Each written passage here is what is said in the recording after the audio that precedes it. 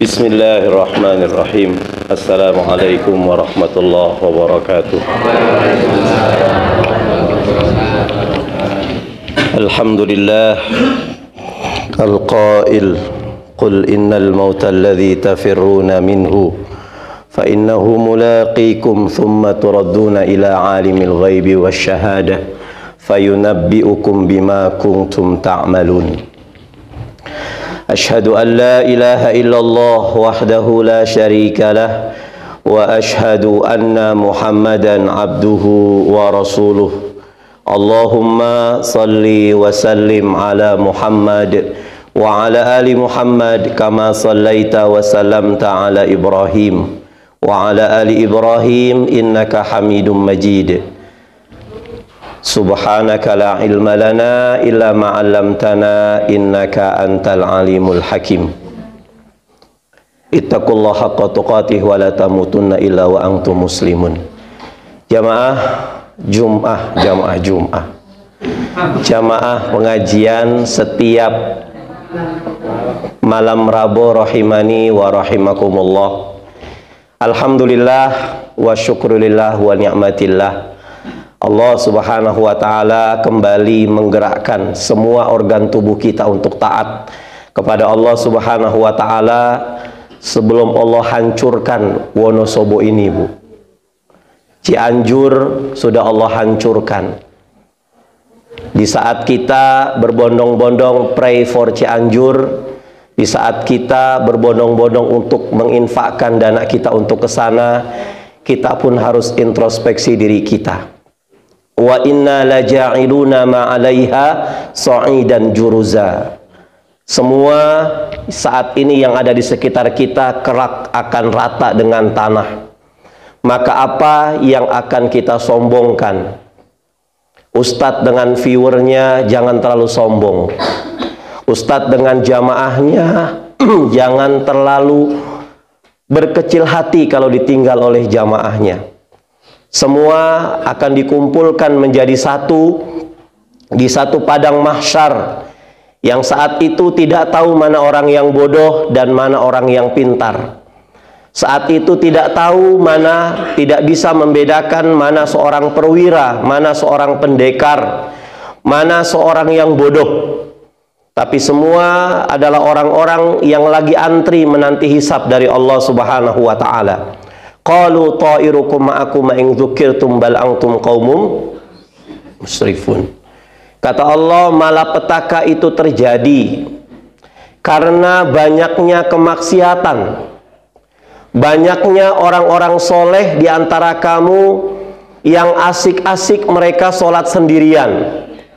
Misionaris di mana-mana, orang fakir miskin di mana-mana. Tapi kita tidak sadarkan diri berbuat zolim kepada mereka.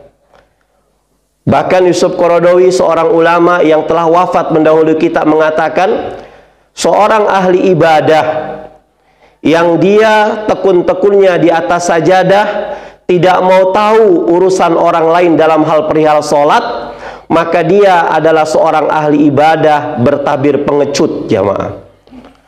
Semua dipinta oleh Allah Subhanahu wa ta'ala untuk berdakwah.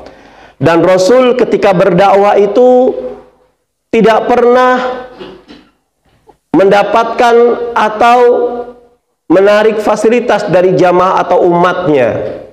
Bahkan Rasulullah SAW berdakwah itu bi amwalikum wa anfusakum, dengan harta-harta kita dan dengan fasilitas-fasilitas yang kita miliki. Suatu saat semua akan dipertanggungjawabkan di mata Allah Subhanahu wa ta'ala. Karena kalau kita ditanya apakah yang di hadapan saya ini adalah orang calon-calon presiden, belum, tentu. Ketika ditanya apakah kita termasuk orang-orang yang akan menjadi tentara, belum tentu. Tapi ketika saya tanya semua calon mati, sudah pasti, Bu. Wa tilkal ayyamu nudawiluha bainan nas. Hari selalu kami putar di antara manusia. Ada saat di atas, ada saat di bawah.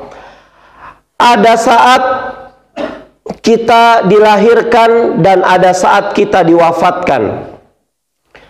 Ada saat kita dilantik pada satu jabatan, ada saat kita melepaskan jabatan. Semua berputar pada porosnya dan semua akan diminta pertanggungjawaban dari setiap apa yang kita keluarkan kebijakan dari diri kita sendiri. Maka tugas paling berat dari seorang suami, kita nggak bicara presiden, kita nggak bicara pimpinan perusahaan, tapi kita bicara diri kita sendiri. Tugas yang paling berat dari seorang suami bukan memberikan perhiasan dunia kepada istri dan anak-anaknya. Tugas yang paling berat dari seorang suami bukan memberikan fasilitas-fasilitas yang menyenangkan di dunia ini kepada keluarganya. Tapi tugas yang paling berat dari seorang suami dan tugas yang paling besar dari pimpinan keluarga adalah bagaimana kita bisa merangkul istri kita, bisa merangkul anak-anak kita untuk menuju lautan sakinah, mawaddah, dan warahmah. Ini yang akan kita pertanggungjawaban di hadapan Allah Subhanahu wa ta'ala. Hanya soal waktu. Kita akan meninggalkan tumpukan-tumpukan sertifikat tanah yang saat ini kita kumpulkan. Mungkin hari Selasa kita tasyakuran habis membeli ruko ini, hari Jumatnya kita tasyakuran habis membeli rumah ini, hari Ahadnya kita tasyakuran karena habis membeli mobil ini. Dan suatu saat kita akan meninggalkan itu semuanya, suka tidak suka, siap tidak siap, ridho tidak ridho. Aksiru hazimil lazzat, kata Rasulullah SAW. Hanya soal waktu. Maka majelis kita saat ini ditanya, apakah kita termasuk orang-orang yang cinta dunia wa karahiyatul maut, cinta dunia dan takut mati? Maka para ulama ketika ditanya oleh para santri-santrinya, apakah kalau seandainya saya ini takut kepada kematian, saya menjaga istri saya, menjaga diri saya, menjaga anak-anak saya dari terjadi sesuatu kecelakaan, apakah saya termasuk takut kepada kematian? Maka Aisyah pernah ditanya. Rasulullah pernah ditanya oleh Aisyah. Dalam sebuah hadis, Aisyah bertanya kepada Rasulullah SAW. Rasul mengatakan, man ahabba liqa Allah, ahabba Allah liqa'ahu. Barang siapa yang senang atau kepengen bertemu dengan Allah, maka Allah Subhanahu wa ta'ala pun cinta, kepengen buru-buru berjumpa dengan kita.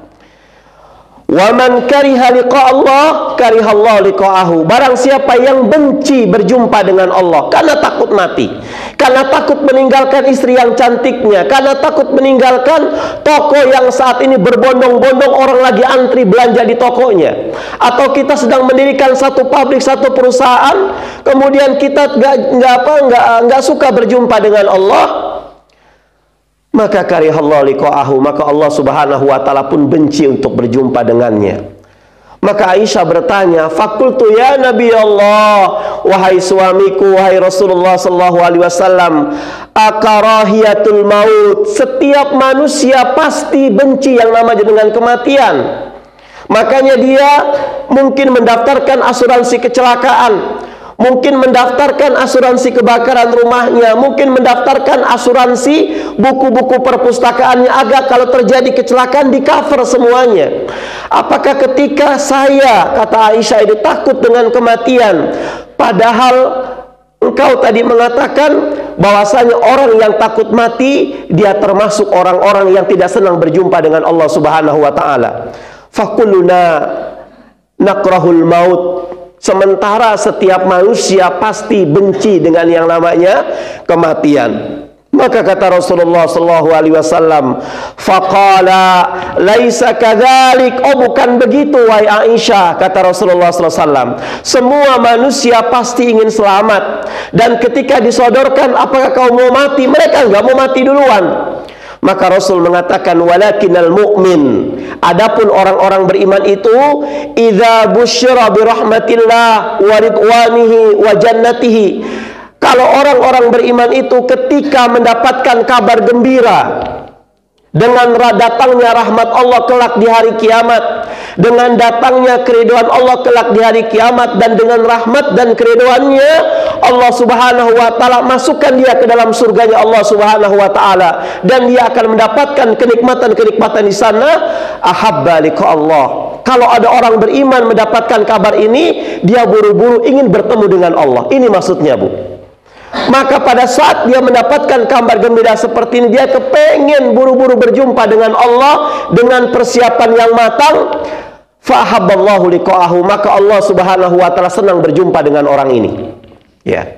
Wa innal kafir, tetapi sesungguhnya orang-orang kafir, orang-orang yang menutup matanya, menutup hatinya dari kebenaran-kebenaran, idza busyira bi'adzabillah wa sakhatihi, ketika dia diberikan kabar oleh Allah Subhanahu wa taala tentang siksa Allah atas kelalaiannya ketika melakukan perbuatan-perbuatan maksiat di dunia, wa syakhatihi, dan kemurkaannya, liqa Allah wa kariha liqa'ahu, dia benci. Ini orang-orang yang kafir. Jadi kalau seandainya kita mendengar kenikmatan surga, mendengar keriduan Allah subhanahu wa ta'ala, kita rindu berjumpa dengan Allah, maka Allah akan rindu berjumpa dengan kita. Beda dengan orang-orang kafir. Ketika Allah memberikan kabar kepada orang-orang kafir, ketika kamu menyia-nyiakan waktumu di dunia ini, berfoya-foya dengan hedonis, tidak mendekatkan diri kepada Allah subhanahu wa ta'ala, diberikan jabatan oleh Allah subhanahu wa ta'ala, engkau jadikan jabatan itu jauh daripada Allah subhanahu wa ta'ala, diberikan harta oleh Allah subhanahu wa ta'ala, jauh daripada untuk mendekat kepada Allah subhanahu wa ta'ala, maka Allah berikan kabar gembira kepada dia dengan siksa yang pedih. Maka saat itu orang-orang kafir pun benci untuk berjumpa dengan kematian. Maka ketika orang-orang beriman itu dinasehati dengan kematian, kadang-kadang kita ngelewat, mau ke kantor, mau aktivitas, kita ngelewat pemakaman-pemakaman umum, maka saat itu kita langsung zikrul maut, mati, ya Allah, kemarin dia adalah saudara saya, kemarin dia adalah satu kelas dengan saya, kemarin dia adalah jamaah saya, tapi saat ini dia terbujur kaku di makam itu. Wa kafa bil mauti mau'idhah, kata Rasulullah SAW, cukup mati itu adalah satu nasihat yang paling dahsyat daripada nasihat-nasihat diam yang kita selalu hasilkan di muka dunia ini, yaitu nasihat kematian. Hanya soal waktu kita akan meninggalkan suami. Hanya soal waktu ibu akan meninggalkan suami ibu. Hanya soal waktu saya akan meninggalkan istri saya. Ada orang-orang yang ketika tidur kepengen tidurnya itu nggak ada lampu, Bu. Termasuk saya. Memang tidur yang paling bisa membuat kita tenang dan mencerdaskan otak anak-anak kita itu apa? Lampu itu dimatikan. Makanya Rasulullah SAW mengatakan pada saat malam mau tidur itu sunnahnya matikan lampu. Jadi kalau mati lampu itu, otak kanan anak itu lebih terbuka daripada otak kirinya. Nah, coba kita bayangkan pada saat kita mau tidur, bismika Allahumma amutu wa ahya, kemudian kita matikan lampu. Sebelumnya kita sudah merencanakan, besok kita mau plesir ke sini, udah merencanakan sesuatunya. Kita tidur matikan lampu. Biasa kita sepertiga malam, kita bangun dan kita hafal saklar itu di mana? Bangun 2:30, tlek nyala. Pernahkah kita bayangkan Bapak Ibu, pada saat kita malamnya kita tidur, kita mencari saklar lampu, mana saklar lampu? Ketika kita sudah mencari di mana-mana itu nggak ketemu sampai kita bercucuran keringat, di belakang kita Noel. Mas, nyari apa jampean? Saya nyari saklar lampu. Jenengan tidak berada di kamar jenengan lagi. Jenengan tadi malam mati jam 10:30. Dan baru jam 1 malam jenengan dikubur. Saat itu kita nyalakan lampu, nggak ada. Pada saat itu kalau seandainya kita sudah sholat isya berjamaah, Masya Allah Bu, luar biasa. Makanya orang yang paham tentang bagaimana keutamaan sholat isya berjamaah, dia akan berbondong-bondong pergi ke masjid walaupun harus merangkak. Ditinggalkan semua istrinya. Istrinya banyak ini. Ditinggalkan tokonya, ditinggalkan anak-anaknya. Dia menuju kepada Allah Subhanahu wa Ta'ala. Ketika Allahu Akbar, kata malaikat Israel, ini orang nanti 12:30 aku akan cabut nyawanya. Gak ada yang tahu. Kita sudah merencanakan besok mau plesir ke pantai, mau foto-foto, sudah beli iPhone 20 Pro Max. Udah hadir belum? Belum hadir. Masya Allah.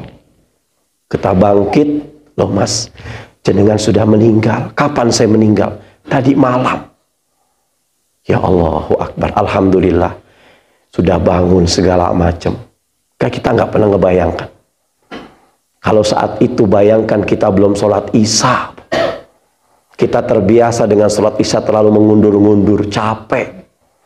Sholat isya jam berapa? Karena kan awal yang paling luar biasa itu akhir. Nanti jam 2:30 bareng dengan sholat malamnya. Kalau ada waktu, kalau enggak, Masya Allah, nggak pernah kita bayangkan. Kita nggak merasa. Wallahu a'lam. Kita berdoa kepada Allah Subhanahu wa Ta'ala. Karena nikmat yang paling luar biasa adalah kenikmatan puncaknya. Kenikmatan itu apa? Mati dalam keadaan husnul khotimah. Jadi saat ini kita lagi bicara horor, Bu.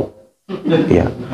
Kita bicara kebesaran-kebesaran Allah Subhanahu wa Ta'ala. Jadi para ulama itu menggolongkan takut akan kematian itu terbagi dua. Ada takut kematian sifatnya tercela, ada takut kematian sifatnya tidak tercela. Kalau takut kematian yang tidak tercela itu apa? Ketika kita takut dengan kematian, tapi kita belum siap untuk mempersiapkan kematian itu. Bagaimana ketika saya mati nanti? Jangan sampai kita termasuk orang-orang yang diceritakan oleh Allah Subhanahu wa Ta'ala, orang-orang yang khosir, orang-orang yang rugi. Setiap hari kita hitung aset kita hitung uang kita. Masya Allah, kita hitung semua perbendaharaan kita. Nggak tahu di belakang lemari rumah kita, berangkas kita, ada malaikat Israel yang akan mencabut nyawa kita. Kita nggak tahu. Dan malam ini apakah malam yang terakhir buat kita? Wallahu a'lam. Apakah Bapak Ibu duluan, saya belakangan? Kita nggak tahu. Apakah saya belakangan, Bapak Ibu duluan pun saya nggak tahu. Tapi semua kita bakal mati. Kita bakal mati. Maka inilah pentingnya kita untuk mengingat tentang kematian. Ya. Kita takut kepada kematian. Kenapa kamu takut kepada kematian? Karena khawatir saya belum siap untuk menghadapi kematian tersebut. Belum tentu dengan sholat kita diterima Allah Subhanahu wa Ta'ala. Belum tentu karena baca Quran kita. Belum tentu mungkin ibadah kita yang banyak ini lebih sedikit daripada kezoliman kita kepada orang. Tuan zolim kepada rewangnya. Anak zolim kepada kedua orang tuanya. Kedua orang tuanya zolim kepada anaknya. Makanya kata Allah Subhanahu wa Ta'ala, wa ma kunna muhlikal qura illa wa ahluha zalimun. Aku hancurkan bumi ini, aku buat gempa di kota ini karena apa? Banyak penduduknya yang zalim kepada Allah Subhanahu wa Ta'ala. Penguasa zalim kepada rakyatnya, ibu zalim kepada anaknya, anak zalim kepada kedua orang tuanya. Kita merasa ibadah kita sudah luar biasa. Saya pernah mengatakan ada seorang laki-laki, dia itu setiap hari nggak pernah ketinggalan yang namanya bangun malam 12-11 rakaat dia kerjakan setiap malamnya. Selalu bangun malam, alarm dijalakan, jam 2:30 dijalakan. Dia sholat malamnya 2 rakaat sampai 8 rakaat, kemudian 3 rakaat witirnya, terus nggak pernah ditinggalkan, Bu.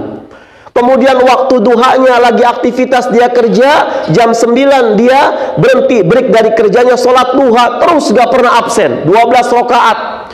2 rakaat salam, 2 rakaat salam, 2 rakaat salam. Di sela-sela dia kerja itu selalu di mejanya Al-Quran dengan programnya one day one juz, satu hari satu juz, gak pernah ketinggalan. Banyak seperti ini kan. Malamnya one night one juz, satu program lagi setiap malam 1 juz. Kemudian puasanya nggak pernah ketinggalan. Setiap kita menamu ke rumahnya Senin, kita disediakan minuman, dia nggak pernah minum. Kenapa? Alhamdulillah, saya lagi belajar puasa Senin Kamis. Nggak tanggung-tanggung Senin Kamisnya, dia puasa Nabi Daudnya. Senin puasa, Selasa libur, Rabunya puasa, Kamisnya libur. Ditambah lagi dengan puasa-puasa sunnahnya. Luar biasa sosok laki-laki ini.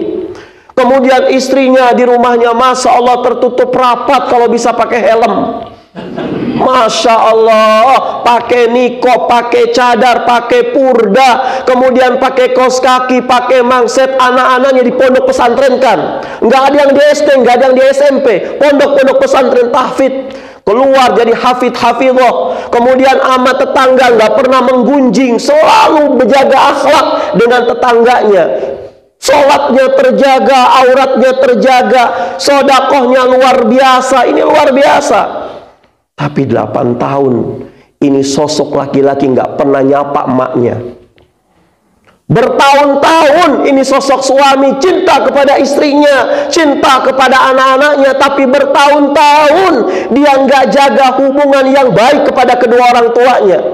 Bertahun-tahun ini sosok suami ini selalu berkelahi dengan kedua orang tuanya. Maka Rasul mengatakan, wallahi tidak akan pernah diterima amal perbuatan yang dia kerjakan. Sebaliknya, Bu, ada orang yang pandai untuk khidmat kepada ibu dan bapaknya. Ngelihat ibu bapaknya perlu uang, diberikan uang yang banyak. Ngelihat rumah candinya, ya Allah, nggak layak pakai, dibangunkan yang lebih besar untuk bapak ibunya. Ketika sakit dibawa ke dokter, dirawat, dijaga. Allahu Akbar. Ketika emak bapaknya pipis atau buang kotoran, saking sepuhnya, ini anak mengabdinya luar biasa, nyekain, membersihkan, bahkan lebih dia nikmati daripada makanan yang spesial. Tapi sayangnya perintah-perintah Allah dia abaikan, gak pernah sholat, menginjak-injak perintah Allah secara mutlak. Ini juga orang salah. Karena apa? Wa qada rabbuka alla ta'budu illa iyyah wa bil walidaini ihsana. Ketika engkau sudah puncakkan baktimu kepada kedua orang tua kamu, kata Allah Subhanahu wa ta'ala, maka kemana kamu alihkan puncakmu? Kepada kedua orang tuamu. Berapa banyak jamaah? Ketika kajiannya luar biasa, tapi orang tua dijadikan rewang. Wallahi, seorang anak yang menjadikan emak bapaknya pembantu, maka sampai kapanpun rezeki anak itu rezeki babu, Bu. Sampai kapanpun rezeki anak itu rezeki pembantu, nggak bisa rezeki raja. Terlihat luar biasa banyak rezekinya, tapi seperti kapas hilang begitu saja. Kita nggak pernah membayangkan, Bapak Ibu, tetangga kita, saudara kita, mungkin adik atau kakak kita yang berjuang mati-matian. Suaminya di rumah ngurus anaknya, kemudian suaminya capek, emak bapaknya yang ngurus. Emaknya kemana? Lagi kerja ke Taiwan, lagi kerja ke Abu Dhabi, lagi kerja ke Amerika. Ngapain jadi TKW? Bawa uang 500 juta ke Indonesia, nggak ada 1 tahun habis uangnya, Bu. Mendirikan rumah, mendirikan apapun, nggak ada keberkahan. Ini yang namanya ziyadatul khair, nggak ada kebaikan. Karena apa? Selama ini menjadikan emak bapaknya sebagai pembantu. Mana keberkahannya?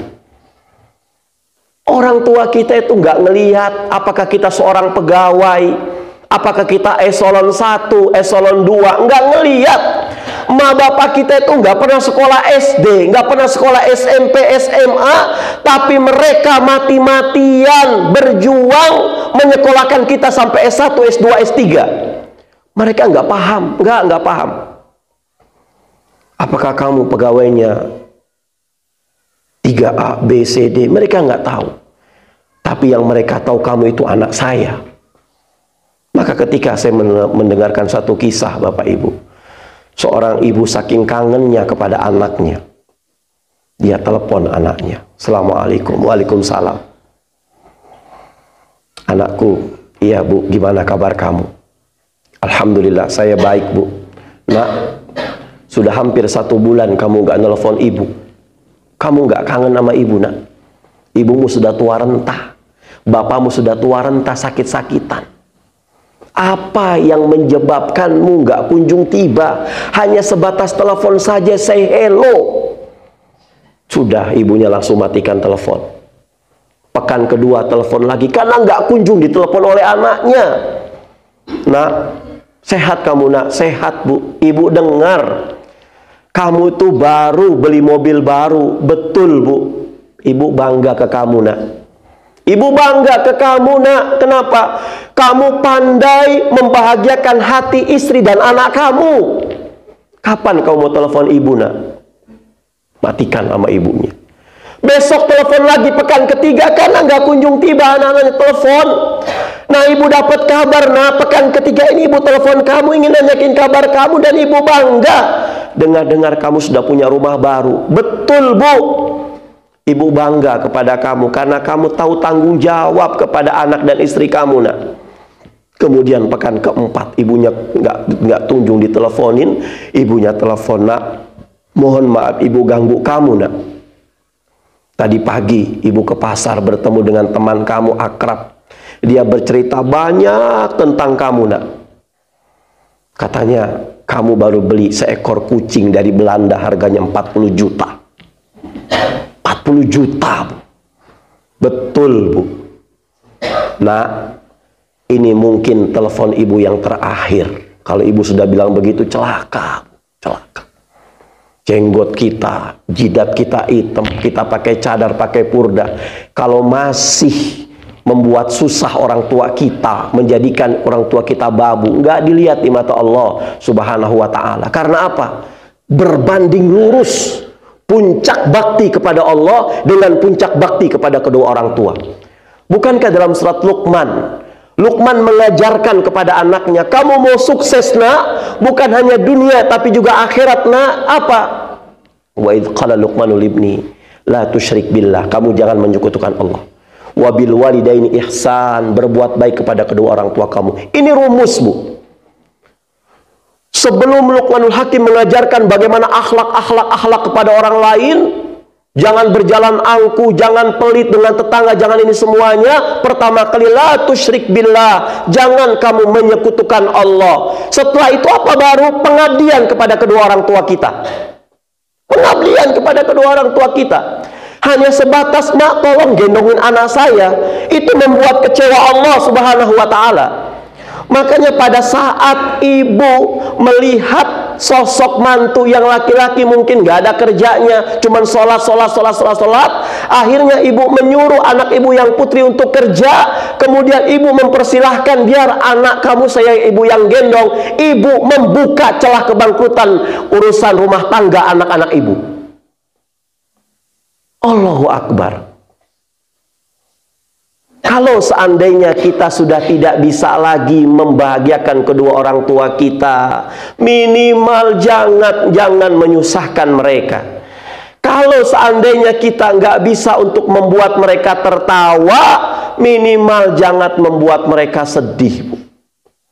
Bahkan ada jamaah, Masya Allah, ini anaknya nakal sekali dengan kedua orang tuanya. Masya Allah, akhirnya sebelum dia beranjak remaja, Allah buat sakit ini anak Bu. Saya bilang, kamu kalau mau sembuh gak usah berobat ke dokter. Dokter sudah kemana-mana gak sembuh-sembuh. Apa? Introspeksi diri. Puncak kesalahan pada batas mana kamu melawan kedua orang tua kamu? Ini luar biasa kes. Apa kata Rasulullah SAW? Kullu dzunub yuakhirallahu liman yasha ila yaumil qiyamah. Setiap dosa, kata Allah Subhanahu wa Ta'ala, Allah akan pending siksanya nanti di hari kiamat. Illa uququl walidain, kecuali dosamu kepada kedua orang tua kamu, kecuali durhaka kamu kepada kedua orang tua kamu. Allah akan berikan tes di dunia ini sebelum kamu meninggal dunia. Dahsyat luar biasa Ibu. Makanya disinilah Rasulullah SAW mengatakan, kalau kamu lagi sholat sunnah, orang tua kamu manggil kamu, batalkan sholat sunnah kamu. Kalau lagi sholat wajib gimana? Nyaringkan suara. Nyaringkan suara. Sampai seperti itu, Bu. Mungkin Ustadz, ini kenapa Ustadz? Sholat saya laksanakan, baca Quran saya laksanakan, sedekah nggak pernah terhenti Ustadz. Hasil usaha saya Ustadz, saya sudah punya pos-posnya, anak yatim, masjid, pondok pesantren Ustadz, semuanya. Tapi kenapa kok masalah demi masalah, bertali-tali, bersambung-sambung datang kepada kami Ustadz? Suami jaga sholat, suami nggak pernah mengunjing orang lain, anak-anak kami tilawah Qur'annya, semua karyawan kami Ustadz, mereka kami wajibkan untuk tutup aurat Ustadz. Tapi kenapa masalah kok berantai datang kepada kami? Cek bagaimana bakti kita kepada emak dan bapak kita, Bu. Gak usah nyari manajemen perusahaan kayak gimana, gak usah. Gak usah kita cari bagaimana agar perusahaan kita besar. Cukup dua, la tusyrik billah wa bil walidaini ihsan. Jangan pernah menyekutukan Allah Subhanahu wa taala. Dan kepada kedua orang tua, baktikan puncak kamu kepada mereka. Tinggalkan semuanya. Kita di dunia ini hanya memiliki satu ibu kandung, nggak ada ibu kandung yang kedua. Kita di dunia ini hanya memiliki satu ayah kandung, nggak ada ayah kandung kedua. Ketika kita saat ini punya perusahaan, kita masih punya perusahaan-perusahaan yang lain. Ketika kita punya kesempatan yang lain. Ketika kita mempunyai proyek, mempunyai pekerjaan, ada pekerjaan-pekerjaan yang lain. Ketika emak kita memanggil kita, bapak kita memanggil kita, tinggalkan istri, tinggalkan anak-anak, tinggalkan pekerjaan, tinggalkan proyek, mengabdi kepada mereka. Mungkin ini kesempatan dari Allah Subhanahu wa taala. Bagaimana cara kita mengabdikan diri kita kepada Allah Subhanahu wa taala? Jadi syarat kita untuk mati dengan husnul khotimah, Bu, bukan hanya mempersiapkan ibadah fardhiyah saja. Tapi bagaimana kita bisa memanage semua ibadah itu dengan wa qadha rabbuka alla ta'budu illa iyyah wa bil walidaini ihsana. Kes Allah berikan, Bu. Makanya kadang-kadang kita nggak habis pikir. Ketika ada orang-orang kaya luar biasa, dia nggak mau dibuat susah oleh orang tuanya, langsung orang tua dimasukkan ke panti-panti jompo. Allahu Akbar. Bahkan, Bu, orang yang nggak pernah sholat saja, ini kisah nyata. Orang nggak pernah sholat, nggak pernah ngaji, nggak pernah puasa. Ketika Ramadan dia makan, dia pimpinan perusahaan, Bu. Pimpinan perusahaan, punya percetakan besar, kerjasama dengan PT Aneka Tambang di Jakarta. Sholat nggak pernah, ini direktur ini. Masya Allah, luar biasa dia punya karyawan. Nggak pernah baca Quran. Tapi kenapa Allah kembangkan dia punya rezeki? Ternyata dia sedang merawat ibu mertuanya yang usianya hampir 85 tahun.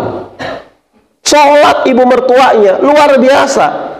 Tapi lihat ketika ibu mertua ini, maka Allah akan kirimkan musibah kepada orang itu. Nggak mau, karena apa? Ada tameng orang tuanya. Tapi ketika orang tuanya meninggal dunia, step by step Allah hancurkan semua pundi-pundi dia punya asetnya. Saat ini meninggal dunia, semua asetnya dilelang oleh bank, dan dia meninggalkan istri yang saat ini istrinya sedang katarak, Bu. Saat ini istrinya ngontrak di tempat yang kecil, hanya menghasilkan uang 200.000, nggak punya. Jadi kan dahsyat, Masya Allah. Kalau seandainya anak yang nggak ibadah kepada Allah saja, dia berbakti kepada orang tua, Allah pending tuh azabnya. Azab apanya? Azab dia nggak sholat, azab dia nggak baca Quran, azab dia mungkin nggak puasa Ramadan. Tapi pada saat orang tua sudah meninggal dunia, baru Allah lulu lantahkan semuanya. Allahu Akbar. Ibu yang dirahmati oleh Allah Subhanahu wa taala, ini buat kita semuanya, buat kita semuanya. Kita berdoa kepada Allah Subhanahu wa taala, mudah-mudahan Allah Subhanahu wa taala minimal kalau seandainya kita saat ini kok anak kita dijadikan anak yang soleh, kok sulit introspeksi diri kita. Mungkin kita banyak melawan orang tua kita, ngecewain mereka. Kalau saat ini ada orang tuanya, cepat-cepat telepon orang tuanya. Kalau saat ini orang tuanya sedang meninggal dunia, sudah tidak ada lagi di kita, doakan yang terbaik buat mereka semuanya. Mungkin saat ini semua Allah pending kebaikan-kebaikan kita karena kita pernah meninggalkan kekecewaan kepada kedua orang tua kita. Maka jamaah rahimani wa rahimakumullah, jadi takut yang tercela itu adalah takut karena apa? Menunjukkan lemah imannya. Kalau seandainya saya meninggal dunia, saya akan meninggalkan semua harta saya, berarti cinta dunia takut yang tercela. Maka apapun aktivitas kita di dunia ini, pasti ujung-ujungnya adalah kematian. Dan kita pada saat kita meninggal dunia, mudah-mudahan kita meninggalkan anak-anak yang soleh, yang selalu memuliakan kepada kedua orang tuanya. Ini saja yang bisa saya sampaikan. Mari sama-sama kita berdoa kepada Allah Subhanahu wa Ta'ala, terkhusus buat saudara-saudara kita yang saat ini sedang dilanda musibah. Mudah-mudahan Allah Subhanahu wa Ta'ala berikan kesabaran kepada keluarga yang ditinggalkan oleh keluarganya, dan mudah-mudahan yang meninggal karena musibah longsor, musibah gempa yang ada di Cianjur itu, mudah-mudahan para syuhada-syuhada ini dijadikan oleh Allah orang-orang yang mati syahid. Al-Fatihah. A'udzu billahi minasyaitonir rajim. Bismillahirrahmanirrahim. Alhamdulillahi rabbil alamin arrahmanir rahim maliki yaumiddin. Iyyaka na'budu wa iyyaka nasta'in. Ihdinas siratal mustaqim. Siratal ladzina an'amta 'alaihim ghairil maghdubi 'alaihim waladdallin. Amin. Astaghfirullahal azim. Astaghfirullahal azim. Astaghfirullahal azim. Bismillahirrahmanirrahim. Alhamdulillahi rabbil alamin. Allahumma salli ala Muhammad wa ala ali Muhammad. Allahumma ja'al tajamana hadha tajaman marhuman wa tafarruqana hadha tafarruqan ma'suman. Allahumma ighfir lana wa liwalidina warhamhuma kama rabbawna shighara. Ya Allah, Engkau yang maha melihat, Engkau yang maha menatap, Engkau yang maha mengetahui isi hati kami. Ya Allah, saat ini kami meninggalkan rumah kami, ya Allah, dalam rangka duduk i'tikaf di Masjid An-Nur ini, ya Allah, dalam rangka memikirkan kekuasaan-Mu, ya Allah, menyebut-nyebut kebesaran-Mu, ya Allah. Ya Allah, terima kasih kami sampaikan kepadamu, ya Allah, karena hingga detik ini Engkau masih memberikan kesempatan kepada kami untuk selalu introspeksi diri kami, ya Allah, untuk selalu bermuhasabah, ya Allah. Ya Allah, ampuni dosa kami, ya Allah, dosa emak dan bapak kami, ya Allah. Kasihanilah mereka, ya Allah, sebagaimana mereka telah mendidik kami di waktu kecil, ya Allah. Ya Allah, ya Rahman, kalau kami boleh minta, jangan Engkau wafatkan emak dan bapak kami, ya Allah, sebelum kami dapat membahagiakan mereka, ya Allah, sebelum kami dapat memberikan yang terbaik kepada mereka, ya Allah, sebelum kami dapat membalas semua jasa-jasa mereka, ya Allah. Ya Allah, jadikan emak dan bapak kami ahli surga-Mu, ya Allah. Jadikan di penghujung hayat mereka husnul khatimah, ya Allah. Jadikan sisa umur mereka, ya Allah, soleh-soleha, ya Allah. Jadikanlah kami anak yang tahu balas budi, ya Allah, anak yang berbakti kepada mereka, ya Allah, anak yang bisa merubah keadaan mereka, ya Allah, kepada keadaan yang lebih baik, ya Allah. Anak yang soleh, anak yang bisa memuliakan mereka, ya Allah, anak yang bisa mengangkat harkat, derajat, martabat mereka, baik di dunia maupun di akhirat, ya Allah. Ya Allah, jangan Engkau aliri air mata mereka, ya Allah, dengan kesedihan, ya Allah, karena kami anaknya, ya Allah, banyak memberikan kesedihan kepada mereka, ya Allah. Jangan beratkan beban hidup mereka, ya Allah, karena kami anaknya selalu memberatkan beban hidup mereka, ya Allah.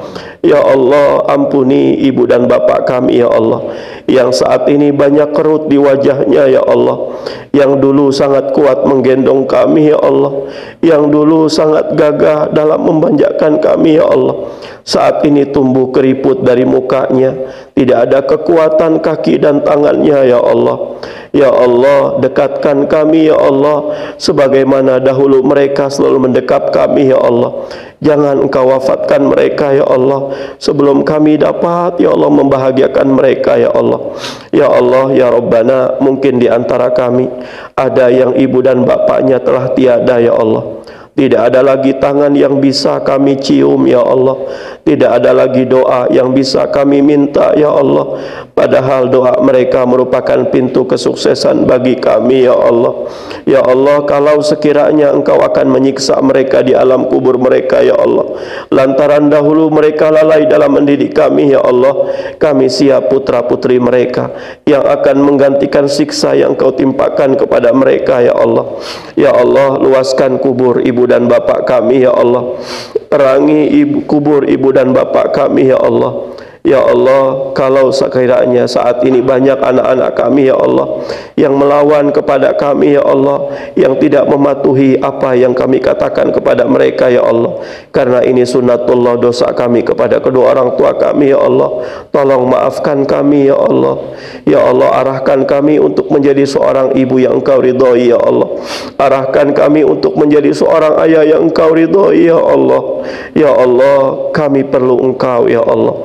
Kami sangat membutuhkan-Mu ya Allah. Bimbing kami ya Allah untuk menjadi anak yang soleh. Bimbing kami ya Allah untuk menjadi suami yang soleh. Bimbing kami ya Allah untuk menjadi istri yang salehah ya Allah.